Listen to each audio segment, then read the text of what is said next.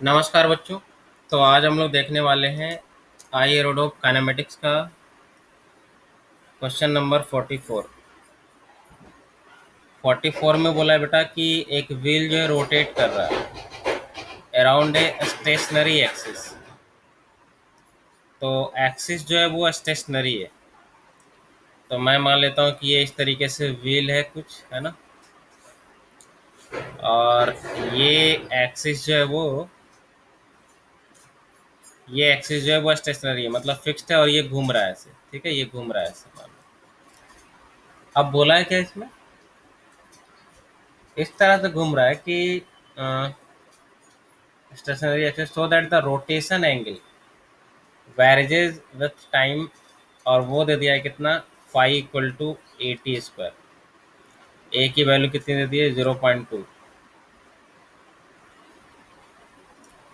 ठीक है, तो फाई दे दिया है, मतलब फाई दे दिया है इस तरीके से। फाई दे दिया मतलब इसके अबाउट रोटेट कर रहा है, तो ऑब्वियसली कोई भी अगर आप लाइन इस पे लोगे, ठीक है, कोई भी आप लाइन ले लो, वो जो रोटेट कर रहा है, एंगल कवर कर रहा है, वो किस रेट से कर रहा है, 0.2 इंटू टी स्क्वायर से। तो आपसे पूछा है टोटल एक्सीलरेशन। तो अगेन टोटल एक्सीलरेशन के लिए आपको 80 निकालना पड़ेगा, एन निकालना पड़ेगा। और कब पूछा है, of the total acceleration of the point A at the rim. ठीक है, तो रिम पे मान लेता हूँ ये पॉइंट ए है, at the moment T equal to 2.5 second. चलो, तो टी इक्वल टू 2.5 सेकेंड पे भी मान लेता हूँ, ये निकालना है। If the linear velocity of the point A at this moment, linear velocity दे दिया है तो बहुत अच्छी बात है। ये कितना दे दिया है बेटा, 0.65। चलो, इतना कुछ तो दे दिया है। अब देख, लीनियर वेलोसिटी दे दिया तो फायदा क्या होगा मुझे, कि नॉर्मल एक्सीलरेशन निकाल पाओगे।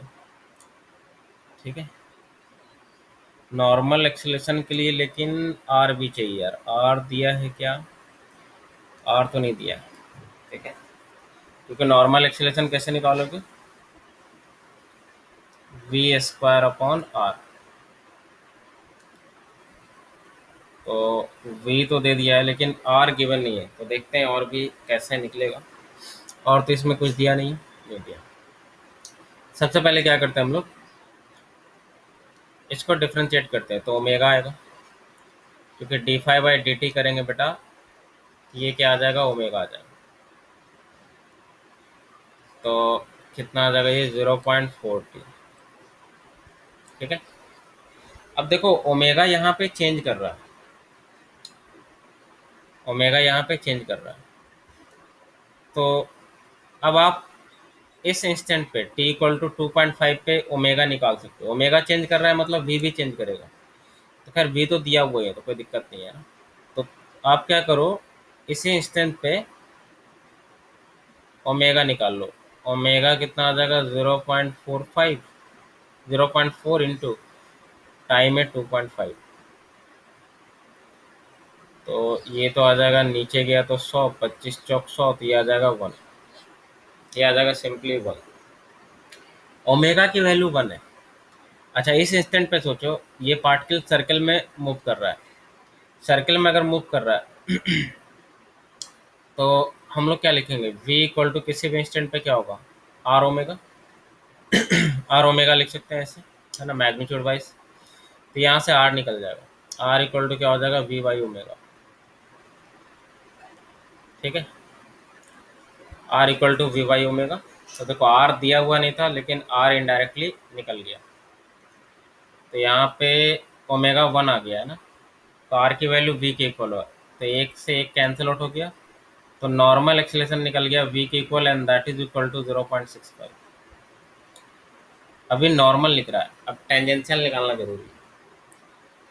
टेंजेंशियल कैसे निकालोगे बेटा, तो देख टेंजेंशियल के लिए यहाँ से आ जाओ।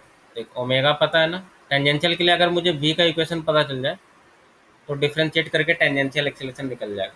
तो देख ओमेगा पता है, तो ओमेगा से v निकल जाएगा, ओमेगा से निकल जाएगा v। ओमेगा इक्वल टू क्या हो जाएगा,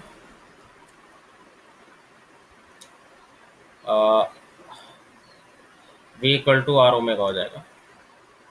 आर की वैल्यू तो अभी अभी निकाला। अच्छा, आर चेंज करेगा क्या? आर एक बार जो निकल कर आ गया वो वही रहेगा, क्योंकि रेडियस चेंज नहीं करेगा।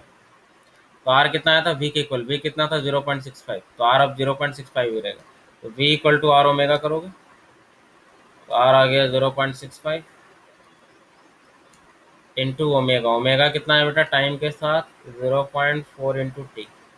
तो अगर तुमने इसको डिफ्रेंशिएट किया वेलोसिटी को, तो टेंजेंशियल एक्सीलरेशन आएगा, मतलब स्पीड को।